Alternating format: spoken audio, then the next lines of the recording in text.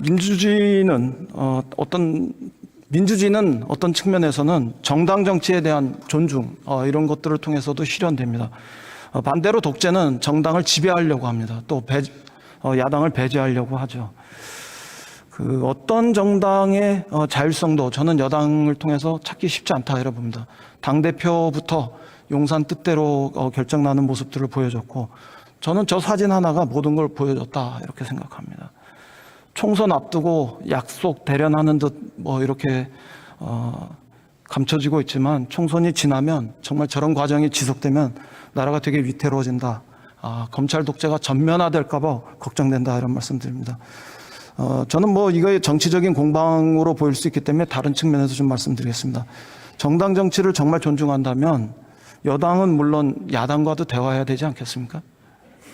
당연히 대화를 해야 되고요. 그러면 대통령이 왜 야당 대표와 단 한 번도 만나지 않습니까? 대통령이 야당 대표와 만나지 않는다 하는 것이 행정부나 여당이 우리 야당을 존경하지 않는다, 그런 것은 아니고요. 지금 국회의 전반적인 이런 의사 진행이나 모든 것은 오히려 야당이 사실상 중추적인 그런 역할을 하고 계신 거 아닌가, 저는 그런 인식이 들 때가 상당히 많다는 말씀을 드립니다. 더군다나 야당이 제1당이고 의회를 대표하는 정당 아니겠습니까? 이런 야당에게 어떤 경우에 보면 심지어 적대적이기도 합니다.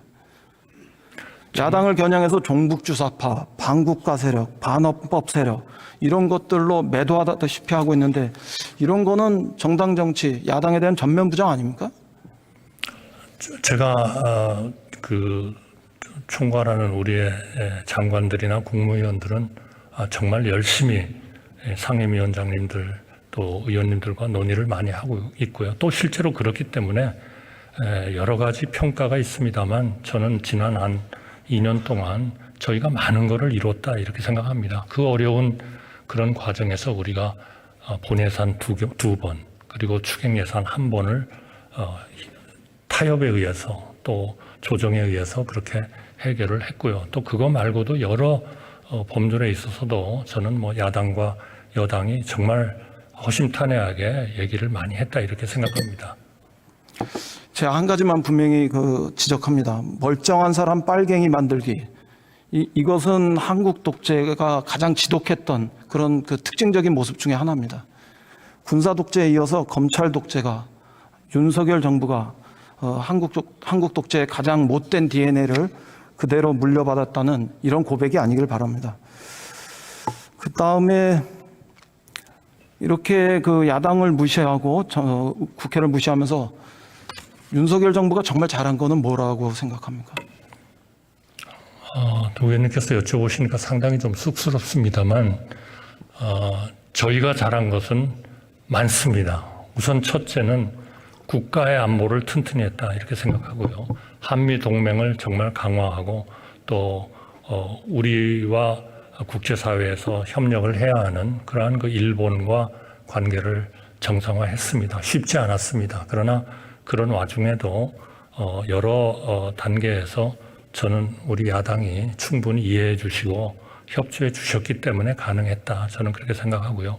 경제 문제에 대해서는 사실 정말 어려운 여건에 있었습니다만, 이제 그러한 과정이 어느 정도 조금씩 이제 지나가는 때가 아닌가 이렇게 생각하고요. 이제 남은 것은 정말 우리 경제의 성장 잠재력을 확실하게 반석에 올려놓기 위한 또다시 어려운 과제이긴 합니다만, 개혁을 제대로 하는 거, 이 문제에 있어서 저는 여러 분야의 개혁이 있습니다만, 의료 개혁도 그 중에 하나입니다만은 정말 우리 야당의 절실한 그런 협조를 바람하지 않습니다. 앞으로 또 열심히 소통하고 설득하도록 노력하겠습니다. 그런데 젊은 청년들의 대화 과정에서 그런 기억은 별로 없습니다. 잼버리 사태가 국제적 망신이 되었다. 그리고 부산 엑스포 유치 실패의 와중에도 재벌과 벌어졌던 폭탄주 파티, 이런 것들이 이렇게 젊은이들에게 기억됩니다. 이런 거는 극단적인 무능과 또 무사 안일의 상징으로 기억되고 있습니다. 지금의 입틀막까지 오면서 어디에도 국민의 소리는 들리지 않는가 봅니다. 비판 언론사는 전용기에 못 태워도 김건희 여사의 지인은 전용기에 타면서 권력의 사유와 영부인 놀이라 이런 그 조롱과 비난마저도 쏟아졌었습니다. 2인 방통위의 초법적인 인사권 남용, 그리고 방심의 셀프 민원 조사, 이런 것들은 전두환 시절에도 없었던 언론 장악 시도다, 이런 비난입니다. 언론 통제는 전형적인 독재 행태 아닙니까? 네, 자유민주주의의 기본이 바로 언론의 자유라고 저는 믿습니다. 그렇기 때문에 지금 의원님께서 말씀하신 그런 기관들이 그러한 법에 어긋나는 일들을 하고 있다면 그거는 당연히 여러 가지 과정을 거쳐서 견제되고 또 대외적으로도 저는 국민들이 판단하실 수 있도록 알려지지 않겠나 그렇게 생각합니다. 저는 여기서 멈추지 않으면 필연적으로 더 큰 부패와 더 큰 비리를 야기할 거라고 생각합니다. 디올백, 양평 게이트에 대한 우리 국민들의 의심, 또 분노, 이런 것들은 군사 독재 시절에 있었던 이순자, 장영자 이런 등의 문제들을 상기하고 있다, 이런 점을 경고합니다. 조금 다른 측면을 묻겠습니다. 지금 한국 경제 최대 위협 요인, 이거는 총리는 뭐라고 생각합니까? 그건 뭐라 해도 우리의 민생을 제대로 올리는 것이다 생각합니다. 올해 같은 경우에 저희가 거시적인 측면에서는 훨씬 최근 몇 년에 비해서 좋은 그러한 그 거시적인 그러한 그 성과를 보이겠습니다만 아직도 우리가 미시적으로 들어갔을 때 국민들이 느끼는 그러한 그 민생에 대한 여러 가지 어려움은 상당히 많다. 규제를 포함해서 많기 때문에 여기에 대해서 정말 저희가 현장에 정말 행동하는 그러한 정부로서 이러한 민생을 개선시키기 위한 노력을 하고 있고 또 모든 대통령님을 비롯해서 모든 내각도 현장에 나가서 그러한 문제들을 해결하기 위한 노력을 최대한 하고 있다는 말씀을 드리겠습니다. 물가, 환율, 수출 뭐 등등해서 성장률 등등해서 좋은 지표가 나오지 않고 있는데 이런 거 외에 지정학적 리스크에 대한 총리의 판단은 어떤 겁니까? 상당히 불확실성을 높이는 그러한 상황입니다.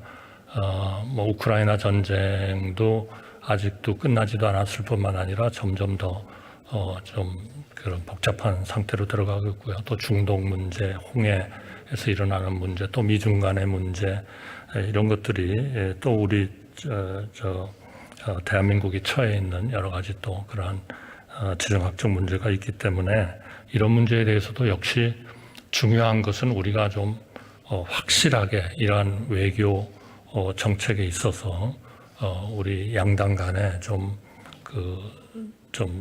총체적인 그러한 강력한 협력을 받는 것이 대단히 중요한 일이다 그렇게 생각합니다. 그 지정학적 리스크 중에 북방 정책의 유실, 남북 관계의 어떤 단절 이런 것들은 포함되지 않습니까? 뭐 의원님 통일부 장관직도 역임하셔서 누구보다 잘 아시리라고 생각합니다만 대한민국은 새 정부가 들어왔을 때부터 분명히 우리는 대화의 문을 북한에 대해서 확실히 연다 이런 거를 몇 번 강조를 하고 반복을 했고요. 이것은 우리의 가장 가까운 동맹인 미국도 역시 마찬가지 생각을 가지고 있습니다. 다만 그러한 계속적인 대화의 요청에 대해서도 북한의 여러 가지 사정 때문에 반응이 없습니다. 그렇다면 국가로서는 혹시나 일어날 수 있는 그런 안보적 문제에 대해서 적어도 충분한 억지력이 없으면 그거는 가짜 평화가 될 가능성이 많다. 저는 그렇게 생각해서 대화는 항상 열려 있다는 말씀을 다시 드리고요. 또 그런 방향으로도 계속 노력을 더 하겠습니다. 대화로 나서지 않는 북을 대화로 나서게 만드는 게 안보에서 또 남북관계에서 유능한 정부라는 점을 말씀드립니다. 외교부 장관 잠깐 나와주시기 바랍니다.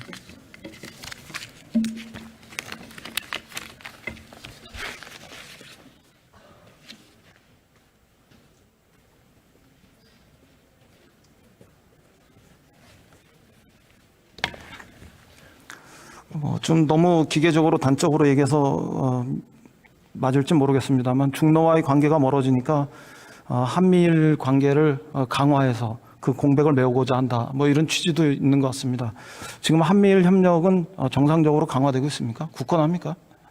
네, 지난해 캠프 데이빗 정상회의 이후에 한미일 삼국 간의 협조는 계속 강화되고 있고요. 연례적으로 한미일 삼국 정상회의를 포함해서 제도화를 계속 강화하고 있습니다. 그 한미일 삼각 협력 체제를 공고히 했던 일본의 기시다, 미국의 바이든, 둘 다 알 수 없는 선거의 운명에 빠져든 거 아닙니까?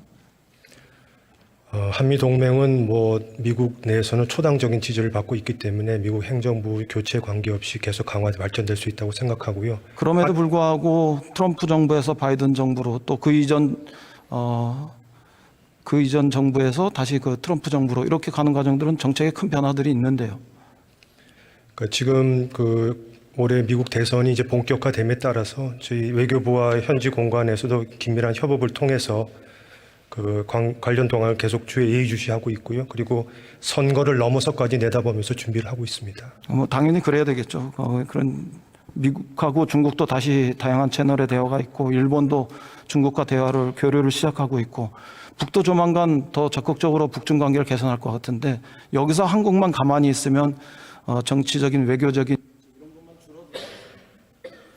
한중 관계도 저희가 개선을 위한 노력을 하고 있고요. 러시아와도 필요한 소통을 계속 해나가고 있습니다.